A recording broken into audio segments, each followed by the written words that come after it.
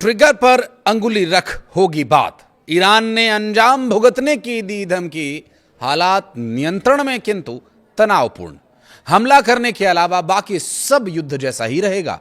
America के तमाम दावों के बीच स्ट्रेट ऑफ होर्मुज में आवाजाही जारी है। बताया यह जा रहा है कि सीज फायर खत्म होने और दोबारा लागू होने के बीच 16 जहाज इस मार्ग से गुजर चुके हैं। इजरायल और लेबनान के बीच बातचीत का दूसरा दौर 23 अप्रैल को तय किया गया है और इससे पहले 16 अप्रैल को दोनों देशों के बीच बातचीत हुई थी, जिसमें दोनों देशों ने 10 दिन के लिए सीज फायर पर सहमति जताई थी।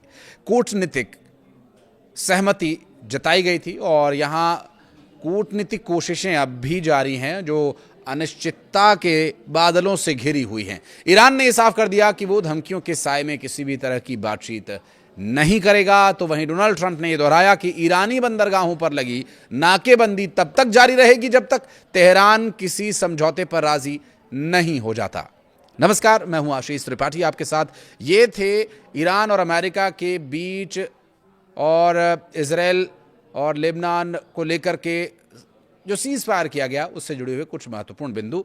इस पर और विस्तार पूर्वक बात करेंगे और ये जानने की कोशिश करेंगे कि क्या आगे सीज फायर बना रहेगा, युद्ध खत्म हो सकता है, युद्ध खत्म करने की वो कौन सी शर्तें हैं जिस पर ईरान चाहता है कि अमेरिका राजी हो, और ये जो नाकेबंदी है और जो तमाम युद्ध के हालात बने हुए हैं ये सामान्य किन परिस्थितियों में हो सकेंगे और अभी ताज़ा हालात क्या इशारा कर रहे हैं। इन हालातों के बीच जो अगली वार्ता है उसे लेकर स्थिति स्पष्ट अभी फिलहाल नहीं है, लेकिन अमेरिका ने संकेत दिया है कि वो बातचीत के लिए अपना प्रतिनिधिमंडल इस्लामाबाद भेजने की तैयारी कर रहा है। एक बार फिर इस्लामाबाद को केंद्र चुना गया है जहां पर बातचीत के लिए दोनों देशों के प्रतिनिधिमंडल पहुंच सकते हैं। अमेरिका की तरफ से दावा किया गया, ईरान ने कई बार इस बात को नकार दिया है। बातचीत होगी या नहीं होगी ये अभी तक पूरी तरह से ईरान की तरफ से स्पष्ट नहीं है। अमेरिका के प्रेसिडेंट डोनाल्ड ट्रंप का पाकिस्तानी प्रेम जो है बार बार उमड़ उमड़ कर आ रहा है। उनका ये कहना है कि वहाँ के प्रधानमंत्री, वहाँ के आर्मी चीफ, फील्ड मार्शल बार बार आग्रह कर रहे थे, इसलिए हमने उसे ही एक बार फिर से मध्यस्थता का केंद्र चुना और उसके लिए हमने एक और पूरा स्पेसिफिक वीडियो बनाया हुआ है कि क्यों भिखारिस्तान जिसका नाम पाकिस्तान है वहाँ पर इस्लामाबाद में बातचीत हो रही है और जिस होटल में बातचीत हो रही है उसका वो बिल तक नहीं चुका रहे हैं। बहरहाल वो एक अलग का विषय है, उस पर एक पूरा स्पेसिफिक वीडियो है। कोशिश करेंगे कि आई बटन में आपको वो वीडियो का लिंक भी मिल जाए, लेकिन आप हमारे चैनल पर जब स्क्रॉल करेंगे तो आपको वो video by the name thumbnail के साथ मिल जाएगा। और अब इस वीडियो की बात, ईरान की ओर से अभी अंतिम फैसला नहीं लिया गया है। सूत्रों के मुताबिक अमेरिकी प्रतिनिधिमंडल जल्द ही पाकिस्तान पहुंच सकता है जहां इस संघर्ष को खत्म करने पर चर्चा होगी। दरअसल ईरान अमेरिका वार्ता में पहले इस्लामाबाद में हुई बातचीत का कोई ठोस नतीजा नहीं निकल पाया था। दोनों पक्षों ने एक दूसरे पर सीज फायर के उल्लंघन करने के आरोप लगाए थे।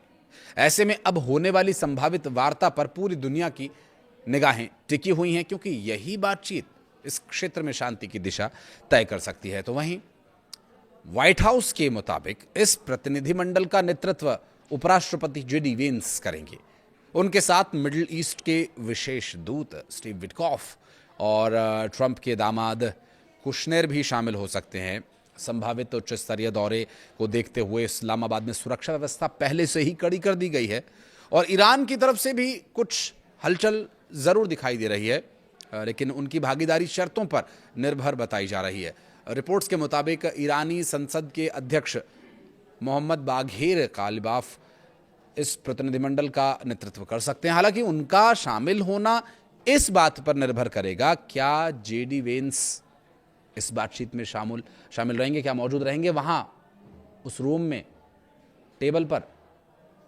उधर अमेरिका में डेमोक्रेट्स ट्रंप की वॉर पावर काटने के लिए कुछ भी करेंगे। ये शुमेर का डेमोक्रेट्स की तरफ से एक बार फिर वोटिंग करवाए जाने की बात कही जा रही ताकि डोनाल्ड ट्रंप के ईरान के साथ चल रहे युद्ध को रोका जा सके। उन्होंने सीनेट के रिपब्लिकन सदस्य चुप नहीं बैठेंगे कहा, और साथ ही ये भी कि जब अमेरिका सैनिक मोर्चे पर अपनी जान जोखिम में डाल रहा है अमेरिकी सैनिक, तो शुमर ने यह भी कहा कि वो बार बार वोटिंग कराते रहेंगे जब तक कि युद्ध खत्म नहीं हो जाता या पर्याप्त रिपब्लिकन उनके साथ आकर के इसे रोकने के लिए समर्थन नहीं दे देते। बहरहाल अमेरिका के राष्ट्रपति डोनाल्ड ट्रंप ने ईरान पर संभावित सैन्य हमला फिलहाल टाल दिया है और सीज फायर को बढ़ाए जाने का फैसला किया गया है। उन्होंने कहा कि पाकिस्तान के अपने चीफ और प्रधानमंत्री के अनुरोध पर यह कदम उठाया गया ताकि ईरान अपनी एकजुट योजना पेश कर सके। ट्रंप ने अपने बयान में कहा कि ईरान की सरकार इस समय गंभीर रूप से बंटी हुई है। ऐसे में उन्होंने कहा कि नेताओं को एक प्रस्ताव तैयार करने का मौका देने के लिए अमेरिका ने हमले को रोक दिया है। ट्रंप के मुताबिक उन्होंने अमेरिकी सेना को निर्देश दिए हैं कि वो ईरान पर नाकेबंदी तो जारी रखे लेकिन कोई हमला ना करे, हर स्थिति के लिए तैयार रहे। हमला न करे और हर स्थिति के लिए तैयार रहे, ये दोनों जो वाक्य हैं एक दूसरे के विरोधाभासी हैं। इसका मतलब है कि सैन्य दबाव बना रहेगा लेकिन सीधी कार्रवाई फिलहाल नहीं की जाएगी। ट्रंप को स्ट्रेट ऑफ हॉर्मुज से अब भी बहुत सारी उम्मीदें हैं।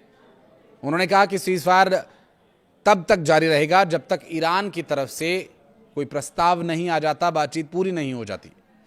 इसके बाद ही कोई आगे कार्रवाई होगी या फैसला लिया जाएगा। इससे पहले ईरान को सैन्य तंत्र देश की राजनीतिक व्यवस्था पर अपनी पकड़ तेजी से मजबूत करते भी देखा जा रहा है। यहाँ पर इस्लामिक रिवोल्यूशनरी गार्ड कॉर्प्स यानी उनका जो IRGC है राष्ट्रपति मसूद पेजेश्कियां की शक्तियों को सीमित कर रहा है और सुप्रीम नेता मुज्तबा खामेनेई के इर्द गिर्द जो निर्णय लेने का काम है वो हो रहा है। ईरान पर अमेरिकी इजराइल के हमले के चलते देश के कई शीर्ष नेताओं की हत्या के बाद IRGC ने सत्ता पर अपना नियंत्रण बढ़ाया और अब कहा यह जा रहा है कि इस वक्त IRGC की ही सही मायनों में ईरान को नियंत्रित करने की खबर सामने आ रही है। और एक अमेरिकी न्यूज़ चैनल फॉक्स न्यूज़ की एक रिपोर्ट में दावा किया गया कि रिवोल्यूशनरी गार्ड कॉर्प्स का ईरान की सत्ता के प्रमुख क्षेत्रों पर नियंत्रण हो गया है। राष्ट्रपति मसूद पेजेश्कियां पूरी तरह से हाशिए पर जा चुके हैं। मुज्तबा खामेनेई के आसपास IRGC की पैठ बढ़ गई है, उनके फैसले प्रभावित किए जा रहे हैं। IRGC देश की सबसे बड़ी ताकत इस वक्त बनी हुई है। बहरहाल ये सब विषय एक तरफ हैं, लेकिन स्ट्रेट ऑफ हॉर्मुज में जहाज़ों की आवाजाही के साथ साथ ये भी संभव है कि अमेरिका वहाँ पर नाकेबंदी को और मजबूत करे और ज़्यादा वहाँ निगरानी बढ़ाए या नाकेबंदी करे, क्योंकि जो परिस्थितियाँ इस वक्त बनी हुई है स्ट्रेट ऑफ हॉर्मुज में, ईरान के चाइना से वापस लौट रहे एक जहाज़ को भी अमेरिका ने उस पर कब्जा किया था, जिसके लिए काफ़ी सख्त प्रतिक्रिया देखने को मिली थी। तो देखिए हालात तनावपूर्ण बने हुए हैं, हमले फिलहाल नहीं हो रहे हैं, लेकिन तनावपूर्ण हालातों के बीच बातचीत कितना परवान चढ़ेगी या वो क्या परिस्थितियां होंगी जिस पर कि ईरान राज़ी होगा, उसकी कुछ संभावनाओं का हमने जिक्र किया। लेकिन अमेरिका के रुख को देखते हुए फिलहाल बातचीत सफल हो ऐसा कम ही नज़र आ रहा है, क्योंकि ईरान झुकने वाला नहीं है और अमेरिका पीछे हटने वाला नहीं है। तो ये परिस्थितियां अब किन शर्तों पर जाकर नेगोशिएशन होता है ये देखने का विषय होगा। आप कुछ कहना चाहें तो कमेंट सेक्शन में ज़रूर बताइएगा और वीडियो को यहाँ तक देखने के लिए बहुत बहुत धन्यवाद।